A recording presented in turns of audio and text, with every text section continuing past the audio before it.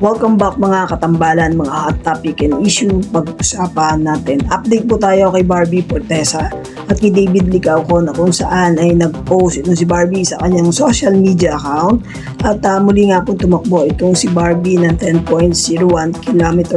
Makikita naman doon sa naging photo ni Barbie na nakaupo ito doon sa sasakyan at katatapos nga lang po ng ginawa niyang pagtakbo. Samantalang si Barbie nga po ay nasa Kamuning Film Club at ito nga po ay sa February para po sa Kanto Roundtable Discussion. At makakasama naman ni Barbie si Miss Judy Santa Maria at Miss Cherry Pie Picache.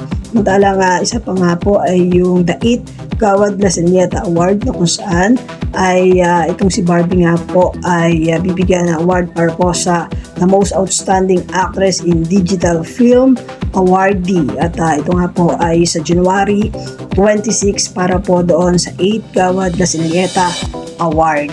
Isa pa nga po sa naging po si Barbie ay yung book na kung saan ay katatapos lang niyang basahin at ito nga po yung Nobel Love Story. Si Barbie nga po ay hilig na yung pagbabasa. Samantalang si David Licauco naman po ay nag-post din sa kanyang social media account at puspusa na yung ginagawang pag-iensayo nitong si David. Makikita naman yung ilang mga video na kung saan ay ginawang exercise at training nitong si David. At si David nga po ay makakasama itong si Jillian Ward para po sa nalalapit na Never Say Die na ipapalabas nga po sa GMA Prime. Yan po yung mga update natin ngayon kay Barbie at kay David. Yung mga katambalan, ano ang masasabi niyo? Mag-comment lang sa comment section at pag-usapan natin. Yan ang mga hot topic and issue dito lamang sa Tambalang JK.